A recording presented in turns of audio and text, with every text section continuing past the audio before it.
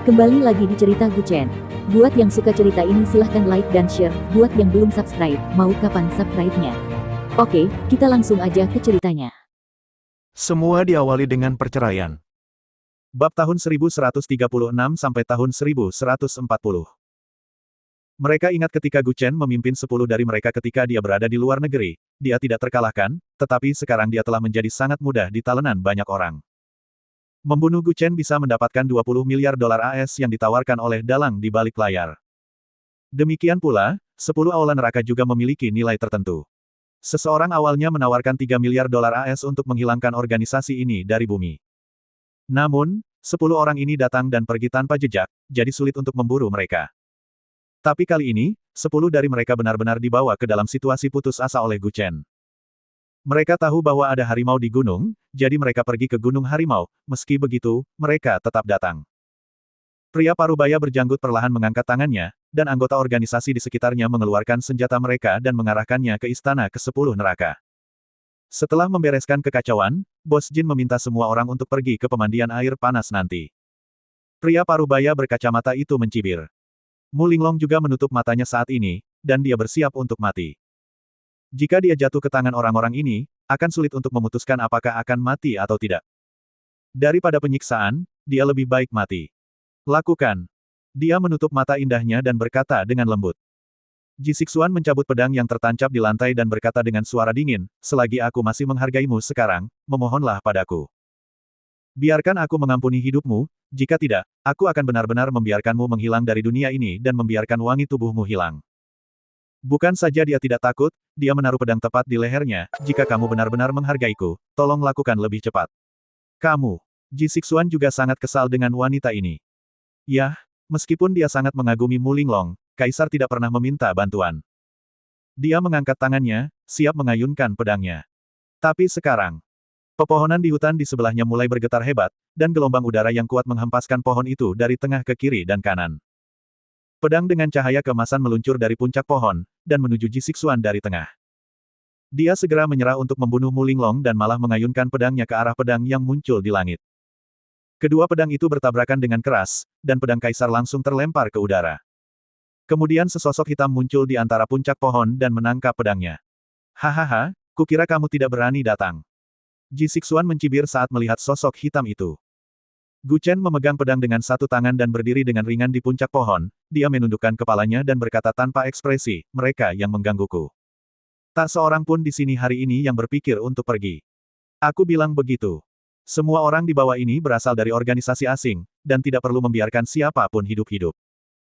Bahkan jika masih ada anggota klan di sini, Guchen bermata merah, dan dia lebih memilih membunuh mereka secara tidak sengaja daripada membiarkan mereka pergi. Hahaha. Wah, aku sudah lama menunggumu. Beraninya kamu kembali. Pria parubaya berjanggut itu berkata dengan dingin.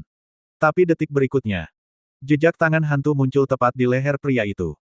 Zuo Sandu, tidak tahu kapan, dia muncul di belakangnya dan mematahkan lehernya dengan satu tangan. Apakah kamu tidak mendengarnya?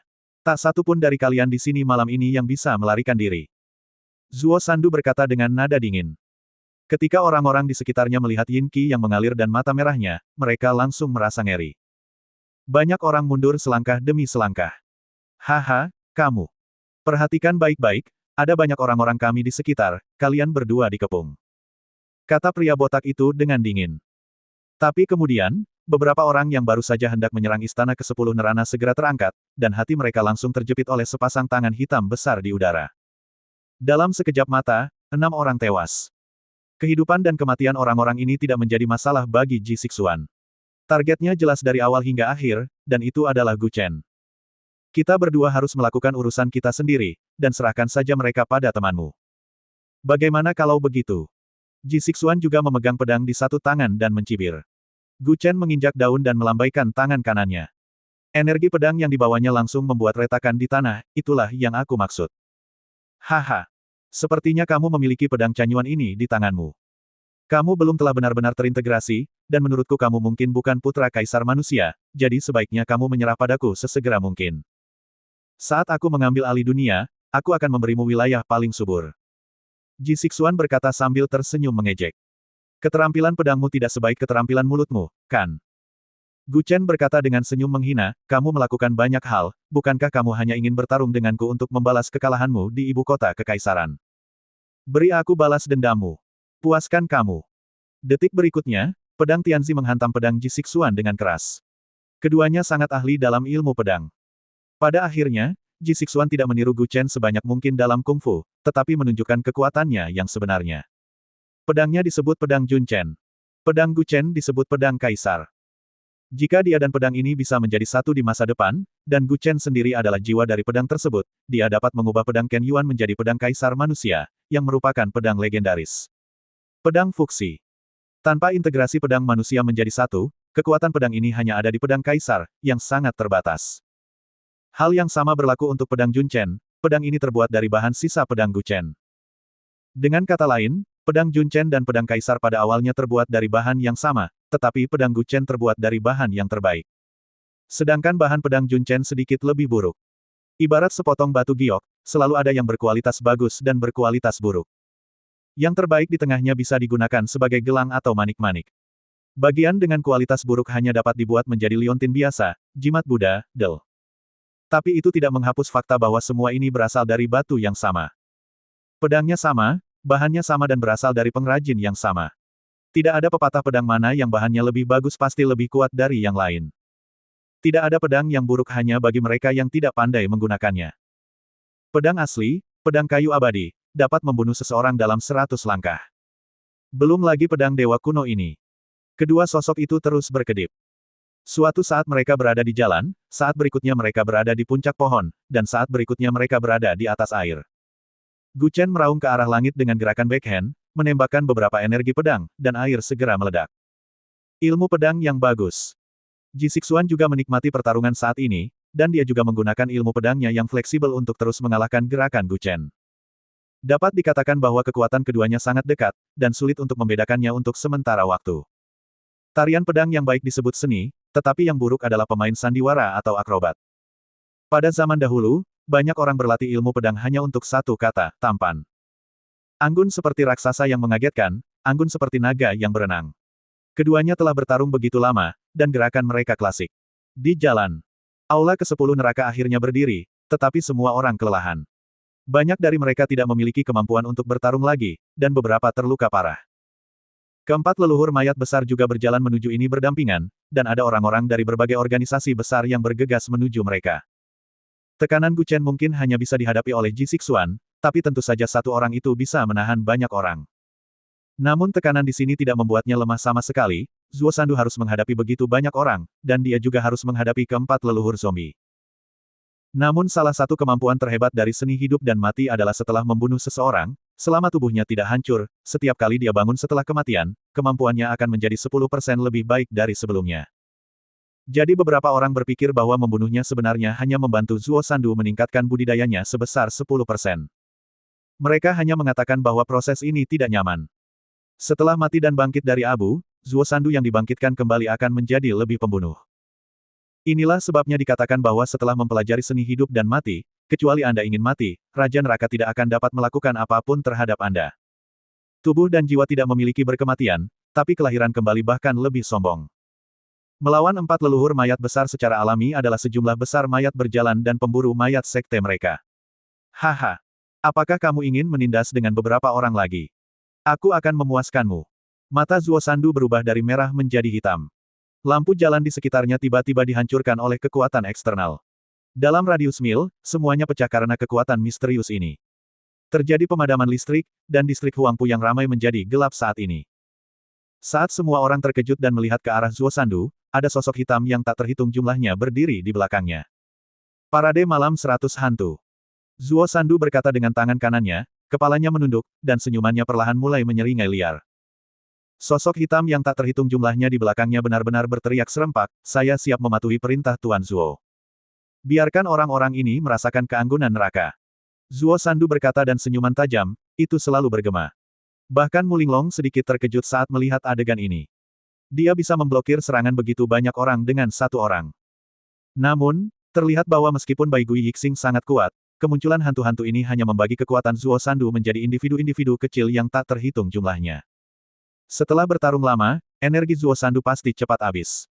Mu Linglong melompat dengan punggung tangannya dan berbaring di tanah untuk beristirahat sejenak. Dia mengambil pedang lembut di tanah dan mulai bertarung dengan Hawking, salah satu dari 4 leluhur mayat besar. Ilmu pedangnya lebih ringan dan cepat, tapi tidak cukup kuat. Kekuatan internal Hawking yang kuat menjatuhkannya dan jatuh dengan keras ke tanah. Dalam kegelapan, beberapa ninja yang mengenakan pakaian malam mulai bermunculan. Masing-masing dari mereka memiliki keterampilan Qinggong yang sangat baik, dan dapat melarikan diri dengan asap dalam sekejap mata. Mereka juga dapat membuat orang terpesona dengan triknya, dan satu orang dapat menjadi banyak orang. Zing! Zing! Beberapa senjata tersembunyi diluncurkan, dan anak panah itu terbang menuju Zuo Sandu satu demi satu. Armor energi batinnya langsung terkena anak panah ini, mengeluarkan suara dentang. Pada akhirnya, armor Yin Qi di tubuhnya benar-benar hancur oleh anak panah yang ditembakkan oleh para ninja tersebut. Setelah terkena beberapa anak panah dari belakang, Zuo San kesakitan dan harus beralih dari serangan aktif ke pertahanan.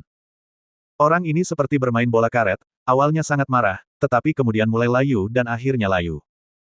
Begitu pula dengan Zuo Sandu yang saat ini berada dalam kondisi ini, dan kekuatannya mulai menurun.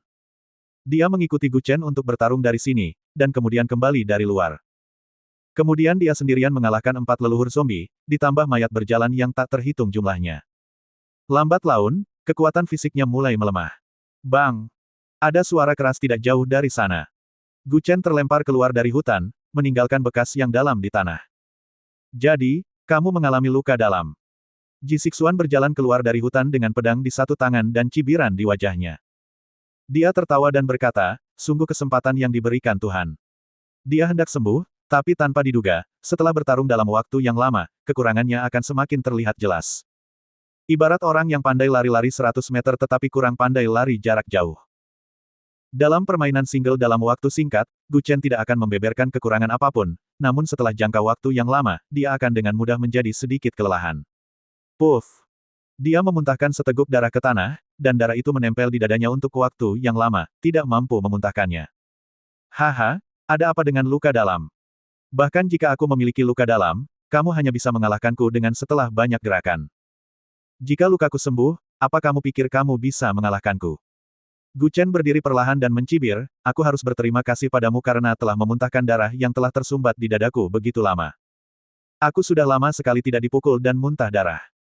Ji Sixuan hanya bisa mencibir, jangan khawatir, tunggu saja, aku akan membuatmu muntah lebih banyak lagi. Muntah darah bukanlah akhir, tapi permulaan. Gu Chen menusukkan pedangnya dengan keras ke tanah, dan energi pedang yang kuat menyebar ke aslinya. Jalan yang gelap. Itu langsung cerah. Semua ki dihasilkan dengan sendirinya. Pedang menyerbu ke titik akupuntur limbah. Mengembalikan energi vital dan darah. Kepala kuil patriarki. 10.000 pedang kembali ke sekte. 1 langkah, 2 langkah, 3 langkah. Begitu cepat, sehingga hanya satu orang yang tertinggal. Ada bayangan, dan ketika dia mengambil langkah ke-7, dia melompat. Langit penuh dengan bayangan pedang, dan bayangan pedang yang tak terhitung jumlahnya diubah oleh energi pedang mengikuti lambaian tangannya yang besar. Bu ho ho! Bang! Tepat di bendungan persegi di sungai, sebuah lubang besar langsung dilubangi, bahkan mulai mengeluarkan asap. Gu Chen menggunakan pedang backhand-nya dan menyerang ke depan lagi. Kali ini, Ji Sixuan lah yang berada dalam masalah. Ribuan pedang kembali ke klan, dan ribuan pedang yang dibentuk oleh energi pedang diayunkan sekaligus. Meski itu energi pedang, jika ingin melukai seseorang, 100% oke. Jadi Ji Sixuan langsung dipukul ke toko terdekat oleh Gu Chen, menghancurkan kantin hingga berkeping-keping. Itu saja, kata Gu Chen dengan nada dingin. Dia berdiri dengan terhuyung-huyung memegang pedang kaisar dan terengah-engah. Gerakan tadi menghabiskan banyak kekuatannya. Terlepas dari apakah dia menderita luka dalam atau tidak, dia seharusnya hampir mencapai titik ekstrim saat ini. Bang! Zuo Sandu di samping juga terpancing oleh Hawking, dan mereka bertiga langsung tersingkir. Dia dengan cepat menghentikan Zuo Sandu. Beberapa orang mungkin mengatakan bahwa jika mereka langsung membunuh Zuo Sandu saat ini, bukankah itu dapat ditukar dengan Zuo Sandu versi yang disempurnakan setelah kelahiran kembali? Keterampilan apapun pasti ada kekurangannya. Setelah mati, seseorang akan terlahir kembali dari tubuh aslinya sekitar pukul 1 pagi, seperti kepompong jangkrik yang muncul dari cangkangnya. Tapi itu butuh waktu. Jika tubuhmu membusuk selama ini, jiwamu akan lepas. Dengan kata lain, kecuali Anda membunuh Zuo Sandu dan membiarkannya terbaring di sana, setelah jam 1 pagi, Zuo Sandu yang baru akan terlahir kembali dari tubuh aslinya, dan yang terlahir kembali akan setara dengan kesehatan penuh dan keterampilan penuh. Niat membunuh bahkan lebih buruk lagi. Semua orang tahu ini tentang hidup dan mati. Selama kamu membunuhnya dan segera menghancurkan tubuhnya, Zuo Sandu akan benar-benar mati. Bagaimana? Apakah kamu baik-baik saja? Gu Chen menepuk bahunya dan bertanya dengan lembut. Zuo Sandu menggelengkan kepalanya sedikit, saya masih bisa menahannya. Tunggu. Mereka akan segera membawa orang ke sini. Seperti yang diharapkan, mereka juga akan menghadapi berbagai tingkat hambatan ketika mereka meninggalkan distrik Huangpu. Karena kekuatan itu telah menyembunyikan orang-orang di sepanjang jalan, bahkan jika Gu Chen benar-benar bergegas keluar dari distrik Huangpu, tidak akan mudah untuk memasuki distrik Jing'an dengan lancar. Di jembatan, mereka bertiga juga diserang oleh organisasi Jawa. Untuk membalas tamparan wajah Gu Chen terakhir kali, orang-orang ini telah melakukan penyergapan di sini lebih awal. Tujuannya adalah untuk memberikan pukulan langsung kepada Gu Chen, tetapi yang mengejutkan, Gu Chen tidak menunggunya, melainkan menunggu Zhao Kai dan Zhang Xiaotian. Tapi itu bukan masalah besar. Selama ada orang yang lewat di sini hari ini, tidak ada yang bisa hidup. Zhao Kai memegang belati pendek di tangan kanannya. Bagaimanapun, dia adalah pejuang alam fana, jadi dia masih bisa menghadapi para pembunuh Jawa ini dengan mudah. Tetapi jika ada terlalu banyak orang, akan agak sulit untuk menghadapinya. Beberapa kali berturut-turut, Zhao Kai hanya mengambil beberapa langkah ke depan, tetapi dipukul mundur lagi.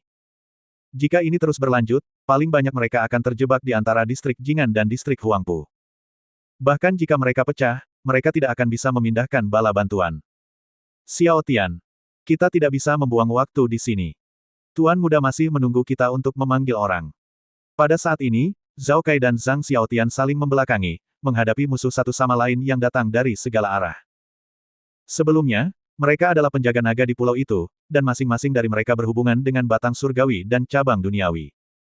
Jika mereka semua disusun dalam sebuah formasi, bahkan kelima tetua pun akan kesulitan untuk melarikan diri darinya. Bagaimanapun, formasi itu adalah apa yang telah mereka pelajari seumur hidup. Bahkan jika sekarang hanya ada Zhao Kai dan Zhang Xiaotian, mereka hanya menempati dua posisi kunci, satu untuk menyerang dan satu lagi untuk bertahan. Para pembunuh asal Jawa ini menyerang beberapa kali dan kehilangan pasukan mereka, namun hal terakhir yang bisa mereka berdua sia-siakan sekarang adalah waktu. Tiba-tiba ada cahaya terang di kejauhan, dan terdengar suara keras. Segera setelah itu, gelombang badai terjadi di sungai, dan arah suaranya berasal dari distrik Huangpu yang aliran listriknya padam. Apakah Tuan Muda baru saja menggunakan sihir terlarang? Zhang Xiaotian berkata dengan ekspresi heran. Saat ini di restoran Suixian. Semakin banyak orang datang untuk mendukung mereka, dan jelas bahwa Gu Chen dan Zuo Sandu tidak dapat bertahan lebih lama lagi. Tuan Muda Gu, teknik terlarang ini akan memperpendek umurmu.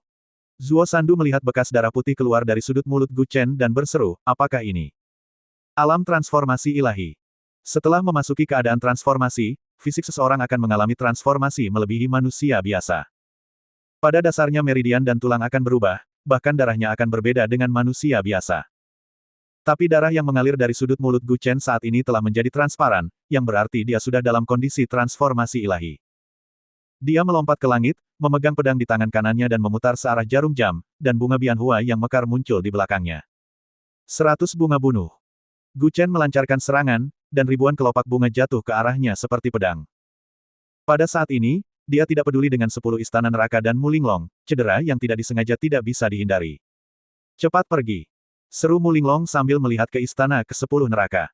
10 orang itu terhuyung ke sudut dan buru-buru berlari masuk. Mereka telah melihat gerakan ini sebelumnya.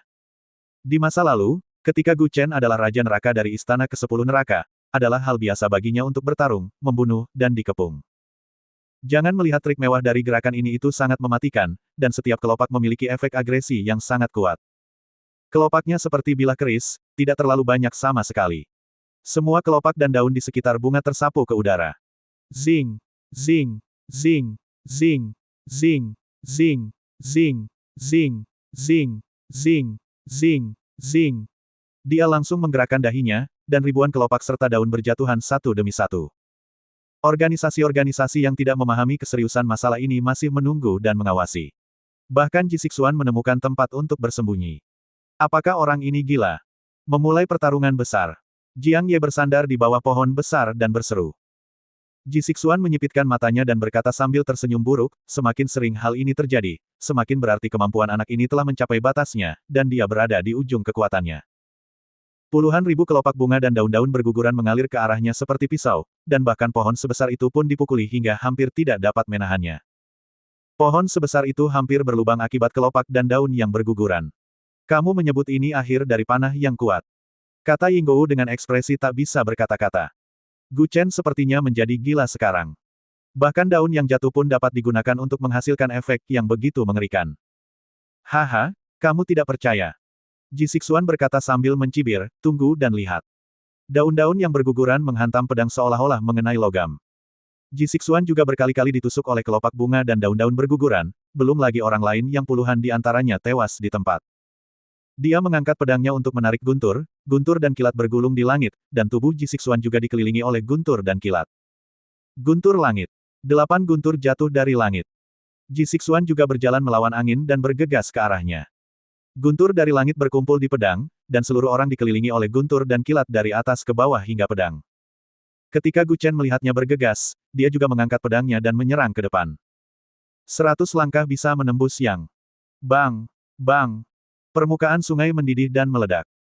Cahaya putih menyilaukan meledak di udara, menerangi separuh langit. Di jembatan. Energi pedang yang sangat kuat. Lan Wancheng berseru sambil berdiri di jembatan. Ini adalah pertama kalinya mereka bertiga melihat Gu Chen menggunakan energi pedang yang begitu kuat. Dalam kesan mereka, kemampuan Gu Chen tidak terduga sedang mendekati 5 tetua. Jika tidak, setelah usia 16 tahun, kelima guru tersebut merasa tidak ada yang bisa diajarkan kepadanya, jadi mereka memintanya untuk keluar sendiri, dengan mengatakan bahwa pengetahuan sosial di luar terkadang lebih berguna daripada terus berguru. Faktanya, kelima tetua ini tidak memiliki apapun untuk diajarkan kepada seseorang dengan bakatnya. Dia pandai dalam bidang sastra dan seni bela diri, bisa pergi ke aula dan pergi ke dapur, dan bahkan bisa bertarung sejajar dengan gurunya sendirian. Dengan tingkat kekuatan seperti itu, tidak ada yang perlu dipelajari. Satu-satunya pilihan adalah pergi ke pegunungan untuk melihat dan mempelajari seni bela diri orang lain yang lebih indah. Bakat terbesar Gu Chen adalah kemampuannya meniru. Dia belajar dengan sangat cepat, selama Anda menunjukkannya sekali, dia mungkin ingat bagaimana mengerahkan keberuntungan dan bagaimana menirunya.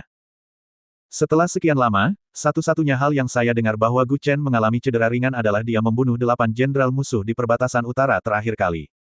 Energi pedang yang kuat ini adalah pertama kalinya mereka melihat. Gu Chen tidak pernah menggunakannya selama bertahun-tahun mereka mengenalnya. Dia tahu 5 jenis seni terlarang seperti ini. Masing-masing dapat melukai orang dengan sangat parah dan sangat mematikan, tetapi kerusakan pada dirinya sendiri juga cukup besar. Umumnya, ketika Gu Chen menggunakan teknik terlarang ini, biasanya itu berarti dia melakukan upaya terakhir. Ji Xixuan benar. Gu Chen berada di akhir kekuatannya, dan luka dalam hampir sembuh. Tiba-tiba, dia secara paksa mengerahkan energi internalnya, yang secara langsung menyebabkan aliran keberuntungan, sehingga luka dalam tiba-tiba terjadi. Sekarang dia ingin memenangkan pertempuran dengan cepat dan membersihkan medan perang dengan cepat, jadi dia menggunakan trik paling mematikan dari Nenek Hua, seri bunga dari sisi lain, pembunuhan 100 bunga. Tingkat mematikannya akan sangat besar. Selama Gu Chen tidak memiliki pikiran yang mengganggu dalam pikirannya dan ingin membunuh semua orang di sekitarnya, tingkat mematikan tersebut akan mengubah semua makhluk hidup dalam jarak 1 kilometer menjadi abu. Namun dia masih memiliki ruang untuk mengambil tindakan dalam situasi ini, karena tidak hanya orang-orang dari organisasi besar di dekatnya, tetapi juga 10 istana neraka, Mulinglong dan beberapa anggota 5 nada dan 6 sajak semuanya ada di sini. Dia pasti punya sesuatu yang tersisa. Tidak. Kita tidak bisa membuang waktu di sini. Zhang Xiaotian meninju lagi, membuat pria di depannya terbang mundur, dan kemudian berseru, Zhao Kai, aku akan bertahan di sini, kamu dan Wancheng pergi dulu, kalian harus kembali ke distrik Jing'an. Tidak. Semakin banyak orang di sini, dan orang-orang dari Jawa itu tidak akan membiarkanmu pergi begitu saja. Kemudian Zhao Kai menoleh dan melihat Lan Wancheng. Dia berkata dengan suara yang dalam, Wancheng, saya hanya bisa meminta Anda untuk mengambil langkah pertama. Anda harus pergi ke distrik Jing'an. Tuan muda sedang menunggu kita untuk membawa orang ke sana. Lan Wancheng terkena tembakan di bahunya belum lama ini. Satu tembakan, meskipun pelurunya telah dikeluarkan dan lukanya diobati oleh Zuo Sandu, kerusakan internal yang disebabkan oleh peluru tersebut tidak dapat diubah, jadi sekarang hanya satu bahunya yang dapat terangkat secara otomatis. Kata-kata lainnya agak dibuat-buat, jadi dia tidak bisa banyak membantu jika dia tetap di sini sekarang, jadi sebaiknya dia bergegas keluar secepat mungkin. Oh, sudah jam berapa? Bisakah kamu berhenti merengek? Kalau tidak, kita akan sia-sia menonton di sini begitu lama. Aku tidak peduli jika aku menunggu kematian. Jika ada yang salah dengan Tuan Muda, saya kira jumlah kita tidak banyak. Bagaimana menjelaskannya kepada para tetua? Zhang Xiaotian berkata dengan marah. Dia segera melemparkan token yang diberikan Gu Chen kepadanya sebelumnya, ambil benda ini dan serahkan padanya saat itu. Jika kami tidak bisa keluar, kamu harus memberikan benda ini kepada ayah tuan muda. Mereka akan membentuk formasi. Zhao Kai juga berteriak dengan marah saat ini. Puluhan orang mulai membentuk formasi terus-menerus, dan formasi tersebut aneh. Setidaknya mereka tidak seperti formasi yang tercatat di dataran tengah, melainkan seperti formasi dari faksi Nanyang di luar negeri. Dan ada juga master penyerahan Nanyang yang datang. Zhao Kai dan Zhang Xiaotian saling berhadapan, yang satu memiliki cahaya biru di tangan kirinya, dan yang lainnya memiliki cahaya merah di tangan kanannya. Keterampilan tinju yang dipelajari keduanya memiliki atribut yang tidak cocok satu sama lain, sehingga sulit untuk menentukan pemenang antara keduanya dari segi kekuatan. Selain budidaya mereka sendiri, yang lebih penting adalah keterampilan tersebut tidak sesuai satu sama lain. Cepat pergi. Zhao Kai dan Zhang Xiaotian meraung serempak. Hati-hati. Setelah mengatakan itu, Lan Wancheng berbalik dengan token di tangan dan terus bergegas menuju distrik Jingan. Ada beberapa orang di depan yang ingin menghentikannya, tapi dia mengeluarkan dua jimat api dan melemparkannya ke udara. Masih melantunkan mantra di mulutnya, dua naga api langsung menyembur dan membubung ke arah itu. Dia bukan pemain jarak dekat, tapi jika kamu membiarkannya bertahan dan membiarkannya kabur, dia akan tetap baik-baik saja. Di pulau itu ribuan kilometer jauhnya. Hari ini juga terjadi angin kencang di laut, dan hujan lebat. Biasanya hujan badai yang lebat adalah yang paling berbahaya, karena sangat mungkin menimbulkan gelombang. Kita semua tahu bahwa tsunami super besar di laut bisa menelan separuh pulau sekaligus, meski air di belakangnya akan jatuh, tapi pulau fasilitasnya juga akan hancur. Namun pulau Alcatraz ini berbeda, cuaca normal angin, hujan, guntur dan kilat masih ada, namun saat terjadi gelombang besar setinggi 10 meter di laut. Pesona di sekitar pulau akan mulai berlaku. Ada berbagai formasi pesona tidak hanya di pulau, tetapi juga di dasar laut. Ketika ombak ini begitu besar sehingga bisa menelan pulau, maka akan muncul gelombang samar di pulau itu lampu. Meski kecil, pulau ini pernah mengalami ribuan tsunami berskala besar. Bahkan dasar pulau pun seolah melayang di udara air. Tidak disebutkan terangkat, terbalik dan tenggelam ke dasar laut. Lao Hua, apa yang kamu lakukan? Di luar hujan deras. Keluarlah dan segera ambil pakaianmu. Jemuranmu basah semua. Teriak kakek Liu di luar kamar. Tapi Nenek Hua sedang duduk di kursi dengan beberapa kartu. Dia melakukan perhitungan menggunakan segitiga tarot. Dia selalu mendapat firasat buruk hari ini, merasa bahwa sesuatu yang besar akan terjadi. Tidak hanya itu, dia merasa bahwa Gu Chen sebenarnya menggunakan teknik terlarang. Dikatakan bahwa teknik terlarang dapat memperpendek umur seseorang, tapi itu pasti merusak kekuatan lawan 1000 dan merusak diri sendiri sebanyak 800. Dia juga memperingatkan Gu Chen bahwa teknik terlarang ini tidak boleh digunakan kecuali benar-benar diperlukan. Saat dia berada di utara, alasan kenapa dia mendapatkan luka dalam adalah karena dia menggunakan teknik terlarang kakek Long. Kali ini, dia menggunakan teknik terlarang Nenek Hua. Secara relatif, efek samping dari teknik terlarang Hua Fei akan sedikit lebih kecil. Di luar pintu kamar. Melihat tidak ada gerakan di dalam kamar, kakek Liu mengira Nenek Hua sedang tidur, jadi dia menendang pintu hingga terbuka. Apa yang kamu lakukan? Hujan deras, kenapa kamu masih bermain kartu di sini? Tapi Nenek Hua memperlihatkan susunan kartu dengan ekspresi jelek. Orang kecil itu sepertinya menggunakan teknik terlarang. Nenek Hua menundukkan kepalanya dan berbisik, dari sudut pandang formasi ini, sepertinya dia dalam masalah besar. Tidak, perintah raksasa saja tidak cukup untuk menempatkannya dalam situasi pasif seperti itu. Kakek Liu berkata dengan tatapan curiga. Mereka sudah mengetahui tentang perintah raksasa, namun mereka tetap percaya pada kekuatan Gu Chen. Mereka merasa itu hanyalah fatwa biasa. Jika mereka tidak mengeluarkan beberapa perintah fatwa dalam hidup mereka, mereka akan malu untuk keluar dan main-main. Mereka berlima biasa mendapatkan perintah pembunuhan mereka seolah-olah itu adalah hal biasa di masa lalu. Mereka belum pernah melihat orang dari level manapun dibawa keluar oleh mereka berlima secara pribadi, dan semua kemampuan mereka berlima terkonsentrasi. Ordo raksasa kecil, bagaimana dia bisa dipaksa menggunakan teknik terlarang? Aku juga tidak tahu. Sepertinya dia tidak hanya dibatasi oleh ordo raksasa, tapi ratusan aliran pemikiran juga terlibat. Nenek Hua berkata dengan suara yang dalam dengan sedikit kerutan di alisnya. Mendengar ini, kakek Liu juga sedikit ragu. Berbagai aliran pemikiran seharusnya mengarah pada Qianlong Jue dan dua mutiara roh di tangannya. Kakek Liu memegang tangannya dan berkata dengan suara yang dalam, sungguh sekelompok orang pemakan kotoran yang tidak bisa diubah. Setelah bertahun-tahun, mereka masih memikirkan tentang Qianlong Jue. Nenek Hua juga iri dan berpikir sejenak, tidak hanya Qianlong Jue, tetapi juga teknik hidup dan mati, dan Tong Tianlu, semuanya muncul di kota Shanghai. Itu sudah cukup untuk menimbulkan kekacauan di dunia. Saya akan segera meninggalkan pulau. Orang-orang ini berani menindas cucu saya.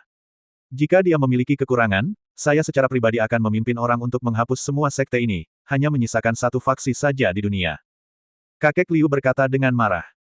Tapi saat dia hendak pergi, Nenek Hua menangkapnya. Apa yang kamu lakukan? Apa yang kamu lakukan? Di luar ada angin kencang, dan tinggi tsunami lebih dari 10 meter. Sekarang semua orang meningkatkan formasi pertahanan. Formasi di dasar laut telah rusak. Kita harus segera menemukan cara untuk menjaga pulau tetap aman. Selain itu, jika kamu keluar sekarang, kamu mungkin akan tersapu ke laut, dan aku harus menangkapmu. Sejak terakhir kali ribuan orang mengepung pulau itu, orang-orang itu telah menyelinap ke laut dan menghancurkan banyak formasi. Mata formasi akhirnya diperbaiki, dan dalam cuaca seperti ini, hal terpenting yang harus dilakukan tidak hanya menghadapi cuaca buruk, tetapi juga mencari cara untuk mewaspadainya. Pasukan itu mendarat di pulau itu. Kalau begitu kita tidak bisa mengabaikannya begitu saja. Jika sesuatu terjadi pada bocah itu, warisan kita berlima akan rusak. Kata kakek Liu dengan wajah serius. Setelah bertahun-tahun, mereka hanya menemukan keturunan seperti Gu Chen yang dapat mewarisi semua keterampilan 5 orang pada saat yang sama. Meskipun mereka bersembunyi di pulau, keterampilan kelima orang ini tidak dapat dilupakan dan harus diteruskan pada seseorang. Kebanyakan orang bahkan tidak bisa mengambil alih warisan salah satu dari mereka, apalagi 2 orang. Bukankah itu lebih sulit? Gu Chen adalah harapan mereka untuk warisan masa depan. Bahkan setelah mereka mati, jika keterampilan ini dikuburkan, bukan berarti mereka telah mengecewakan tuannya. Ada aturan untuk warisan seni bela diri, seperti halnya warisan sebuah dinasti. Siapapun yang kehilangan warisan ini harus disalahkan, jadi seringkali tidak ada seorang pun yang bersedia menjadi raja terakhir. Apakah itu berkah atau kutukan, kita masih belum tahu, tapi seiring bertambahnya usia anak itu, dia tidak bisa hidup di bawah perlindungan kita lagi. Biarkan dia menanganinya sendiri kali ini. Nenek Hua berkata dengan suara yang dalam. Saat ini, di luar restoran Zuixian di kota Shanghai. Situasi tragis ini hanya dapat digambarkan sebagai mayat di mana-mana. Semua organisasi besar rusak parah saat ini, tetapi Gu Chen tidak menggunakan kekuatan penuhnya. Di satu sisi, ada Mulinglong dan Istana ke-10 neraka di sini. Tindakan mematikan yang mutlak dari Nenek Hua tidak kalah dengan kakek-kakek lainnya. Jika dia benar-benar berusaha sekuat tenaga, kerusakannya akan sangat parah sehingga semua makhluk hidup yang terlihat dalam radius 1 kilometer akan menghilang begitu saja. Namun dengan cara ini, Gu Chen juga menyebabkan banyak kerusakan pada adegan tersebut, terutama jurus terakhir dengan Ji Sixuan nanti. Haha, kamu tidak bisa menahannya lebih lama lagi. Ji Sixuan perlahan keluar dan mencibir. Terlihat sudut mulutnya juga mengeluarkan darah, dan kerusakan yang ditimbulkan pasti lebih dari apa yang terlihat di depannya. Seringkali cedera yang tidak terlihat adalah yang paling serius. Dan seluruh tubuhnya baru saja dipotong oleh daun. Gu Chen terengah-engah sekarang. Melihat dia belum mati, dia tidak bisa menahan senyum dan berkata, kamu sangat keras kepala, kamu bahkan tidak mati. Kamu. Ji Sixuan juga merentangkan tangannya dan berkata sambil tersenyum. Lalu Ji Sixuan mengangkat pedangnya lagi. Angin, hujan, guntur, petir. Sekarang giliranku. Ji Sixuan meletakkan pedang di antara alisnya, mengarahkan tangan pedangnya, lalu Gu Chen bergerak ke 4 arah, tenggara, barat laut, dan tenggara. 4 kertas jimat muncul dari langit. Keempat jimat itu langsung membentuk penghalang, dengan angin, hujan, guntur dan kilat. Dalam formasi tersebut, ratusan pedang diayunkan dari segala arah pada saat yang bersamaan, dan Gu Chen hanya bisa merespon dengan tergesa-gesa. Dalam formasi semacam ini, dia hanya bisa mengayunkan pedangnya. Jika dia tidak bergegas keluar, dia akan terjebak dan mati. Haha. Jangan berpikir bahwa kamu tidak terkalahkan setelah memasuki alam transformasi. Aku sudah memasuki alam transformasi tahun lalu. Ji Sixuan tersenyum dengan tenang, kamu bukan satu-satunya yang disebut jenius dalam hal ini di dunia. Di dalam formasi, Gu Chen terluka oleh energi pedang yang tak terhitung jumlahnya. Dia telah menghabiskan banyak energi untuk bertarung sepanjang waktu, dan dia menunda pertarungan begitu lama. Mantra cahaya keemasan di tubuhnya akan padam karena pemukulan. Tapi saat Ji Sixuan merasa bangga, panah beracun melesat dari seberang danau. Senjata api dan amunisi sama sekali tidak diperbolehkan di kota metropolitan ini. Organisasi besar dan keluarga ingin membunuh Gu Chen. Ini paling-paling merupakan dendam. Jika banyak kekuatan menggunakan senjata berat, jika itu adalah senjata panas, itu akan menjadi situasi yang serius. Siapa? Ji Sixuan menjatuhkan panah itu ke tanah dengan satu serangan pedangnya. Beberapa saat kemudian, puluhan pria berbaju hitam, berperalatan lengkap dan berpakaian seragam, berlari keluar. Listrik padam di sekitar, sehingga cukup gelap. Selain itu, rombongan orang ini juga mengenakan pakaian malam, sehingga agak sulit untuk melihat dengan jelas. Mu Linglong juga merasa banyak orang muncul di sekitarnya. Hampir tidak mungkin untuk mengetahui apakah mereka teman atau musuh. Hanya karena panah-panah itu, Gu Chen mengambil kesempatan untuk mendobrak penghalang. Pria ini. Tidak ada yang boleh bergerak. Duniao keluar dari kegelapan dengan mengenakan pakaian hitam, celana jeans hitam ketat, dan sepasang sepatu bot. Hahaha, ada orang lain yang akan mati. Gadis kecil, aku menyarankanmu untuk tidak ikut campur dalam urusan orang lain. Ji Sixuan meliriknya dan berkata dengan marah. Urusan orang lain. Ini tunanganku, apa kamu memberitahuku itu bukan apa-apa? Jika kamu ingin menyentuh tunanganku, bukankah kamu harus mendapatkan persetujuanku? Duniao mengerutkan kening dan berkata dengan suara yang dalam. Hanya kamu. Hanya aku. Saat ini, titik merah perlahan jatuh di wajah Ji Sixuan. Ada penembak jitu dalam kegelapan di seberang jalan, mengarah tepat ke dahinya. Senjata termal mungkin tampak kuat bagi banyak orang, tetapi di hadapan master sejati, mereka hanyalah sampah. Jadi bagaimana jika Anda menjadi sasaran? Selama kecepatannya cukup cepat, pemandangannya tidak akan berada pada posisinya sama sekali. Bang! Begitu dia pindah, Ji Sixuan menghilang di sini dan berteleportasi ke puncak pohon. Penembak jitu yang bersembunyi di atas mungkin masih mengincar sasaran, namun detik berikutnya dia tidak menyadari bahwa ada orang lain di belakangnya. Bang! Satu tembakan meleset, lalu seorang penembak jitu jatuh dari puncak pohon. Itu saja. Ji Sixuan tersenyum ringan, lalu bersiul, keluar dan bermainlah dengan mereka. Bersambung.